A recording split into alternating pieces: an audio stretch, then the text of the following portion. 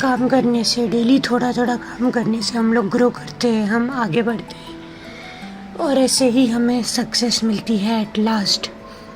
तो आज अभी हम लोग कर रहे हैं ऐसे 320 materiality, error, depend on size, fraud, everything is material. अगर फ्रॉड है तो पूरा मटेरियल ही है।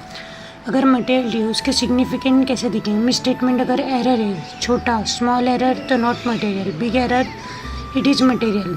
फ्रॉड वेदर स्मॉल और बिग ऑलवेज मटेरियल। ट्रांजेक्शन अगर रूटीन ट्रांजेक्शन है और वो स्मॉल है तो वो मटेरियल नहीं है, but big transaction is material. Non routine transaction is always material. इससे 320 उसका डेफिनेशन क्या है? ऐसे 320 materiality in planning and performing the audit state that misstatement including omission are considered to be material if individually or in aggregate could reasonably be expected to influence the economic decision of the users taken on the basis of the financial statements. Materiality is not always a matter of relative size.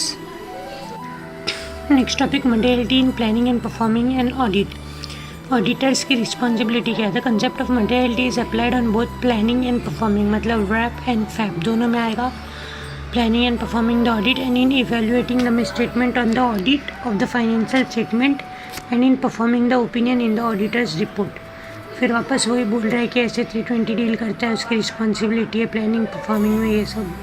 फिर उसके बाद FRF financial reporting framework often discuss करता है concept of materiality in the context of preparation and presentation of financial statement. They generally explain that 3 point है। Misstatement including omission consider to be material if they individually और in aggregate could reasonably be expected to influence the economic decision of the users taken on the basis of the financial statements.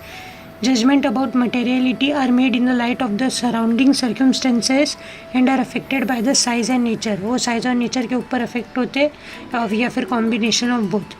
Third point, judgment about matters that are material to users of the financial statement are based on the consideration of the common financial information needs of users as a group. Possible effect of misstatement क्या होगा? Specific individual users whose need may vary widely is not considered. In planning the audit, auditor makes judgment about the size or misstatement. The auditor makes judgment about the size of misstatement that will be considered material. This judgment provide basis for determining nature, timing, extent of RAP, risk assessment procedure, determining NTE of FAB, identifying and assessing the risk of material misstatement. The materiality determined when planning the audit does not necessarily establish the amount below which the uncorrected misstatement individually या फिर aggregate में will always be evaluated as immaterial. If there any statutory requirement या फिर disclosure तो उसको consider करेंगे material irrespective of the value of the amount. फिर उसके बाद 2 example type दिया नीचे। एज पर डिवीजन 1 शेड्यूल 3 के हिसाब से अगर कोई आइटम है जो एक्सीड करे उसका इनकम या फिर एक्सपेंडिचर एक्सीड करा है 1% ऑफ रेवेन्यू फ्रॉम ऑपरेशन या फिर 1 lakh whichever is higher तो उसको डिस्क्लोज करना है। सेकेंड, कंपनी को डिस्क्लोज करना है, यह नोट्स टू अकाउंट में share in the company held by each share holder अगर वो 5% से ज़्यादा शेयर होल्ड कर रहा है तो ये भी डिवीजन 1 ऑफ शेड्यूल 3 के हिसाब से। फिर determination of materiality a matter of professional judgement.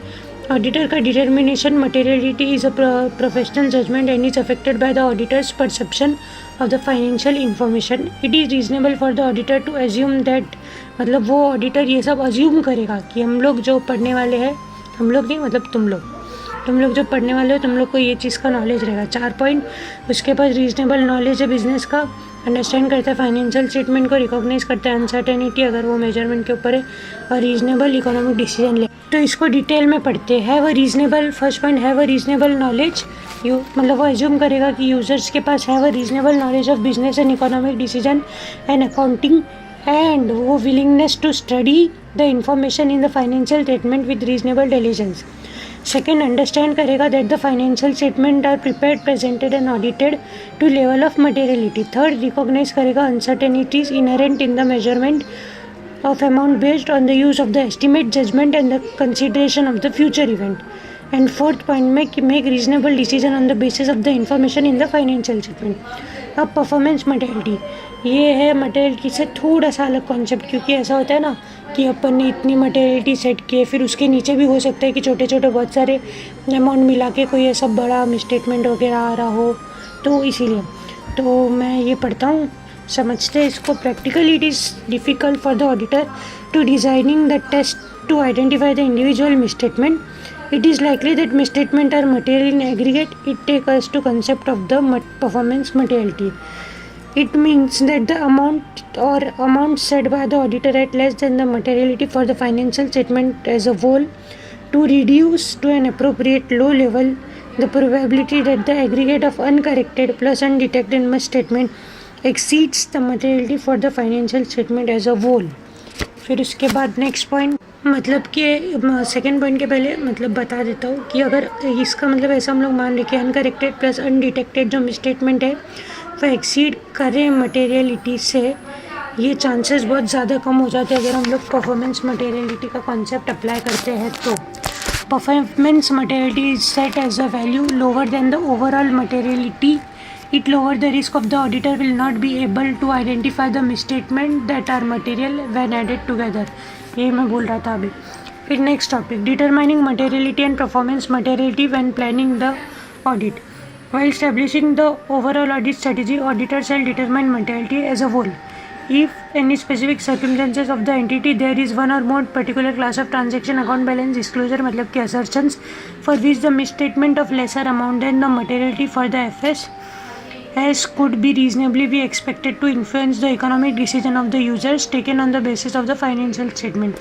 The auditor shall also determine करेगा materiality level to be applied to those particular class of transaction, account balance and disclosure. फिर उसके बाद next topic, use of benchmark in determining materiality for the financial statement as a whole. Factor that may affect the identification of an appropriate benchmark includes the following. पहला, element of financial statement like asset, liability, equity, expenses, ये सब benchmark है.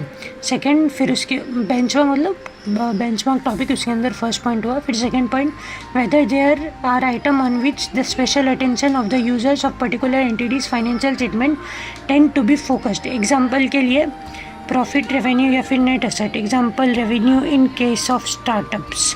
फिर third point, nature of the entity where the entity is at its life cycle and the industry economic environment in which the entity operates.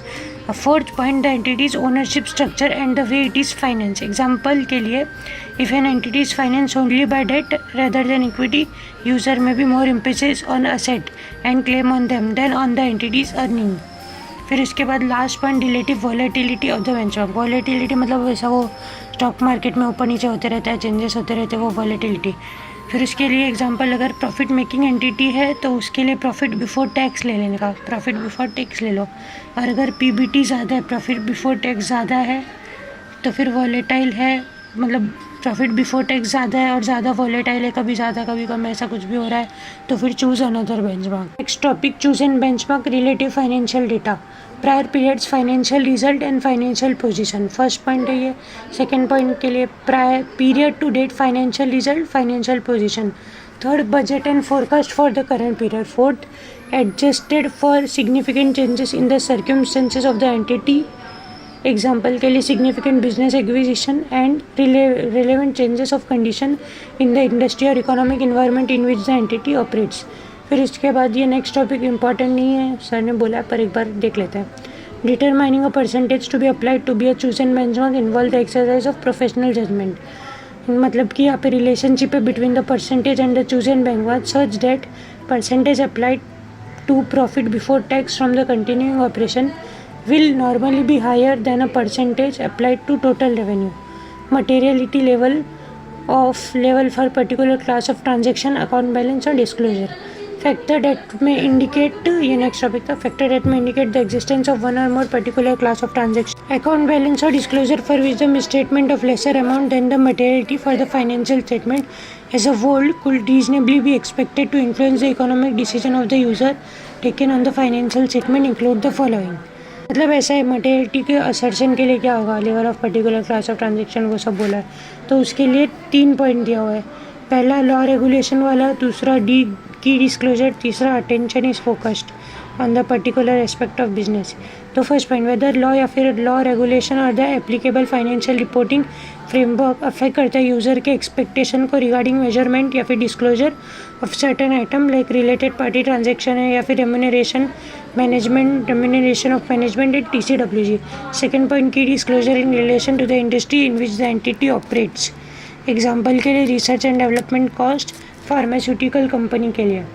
Third, whether the attention is focused on a particular aspect of the entity's business that is separately disclosed in the financial statement like in case of newly acquired business। अगर कोई newly acquired business है तो उसमें attention किस पे focus हो रहा है as a particular aspect of the entity.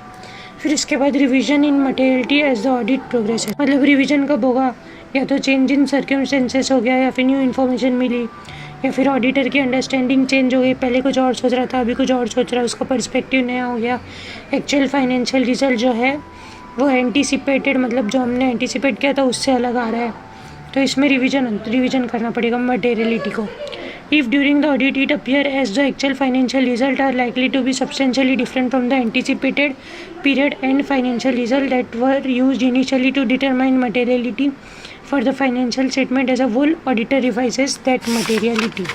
Next topic, documenting the materiality. The audit documentation shall include the following amount and the factor considered in their determination. क्या क्या आएगा, क्या क्या उसको डॉक्यूमेंट करना है, 4 पॉइंट है। Materiality for the financial statement as a whole. Second, if applicable materiality level for assertions, यानी कि level for particular class of transaction account balance disclosure. Third, performance materiality for any revision, मतलब A-C, यानी कि जो मटेरियलिटी थी as a whole और performance materiality, उन दोनों का अगर मतलब उन दोनों का जो भी डिफरेंस आ रहा है इज इक्वल टू वो revision of the audit progress, वो भी हमको डॉक्यूमेंट करना है। फिर लास्ट पॉइंट, आपकी last topic, materiality and audit risk. Materiality and audit risk are consider throughout the audit in particular when, पहला आइडेंटिफाइंग असेसिंग RMM, दूसरा डिटरमाइनिंग द NTE ऑफ फैप, third evaluating the effect of uncorrected, जो भी misstatement है, मतलब misstatement थे गलत पर उसको करेक्ट भी नहीं किया, uncorrected misstatement if any on the financial statement, and in forming the opinion in the auditor report. मुझे ऐसा लग रहा है शायद तो क्या ही बोलूँ, इतनी मेहनत कर रहा हूँ, ये ऑडियो नोट काम ही आएगा और आगे भी किसी को भी काम आ जाएगा, अच्छे से बना रहा हो तो सही है भाई। Thank you.